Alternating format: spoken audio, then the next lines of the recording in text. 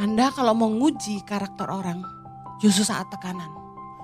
Kalau ketika Anda marahin dia berontak dan meninggalkan Anda, bersyukurlah. Daripada Anda harus PHK, Anda harus bayar pesangon. Jadi orang-orang yang meninggalkan kita karena tidak bisa dipimpin dengan ketegasan kita harus bersyukur. Amin.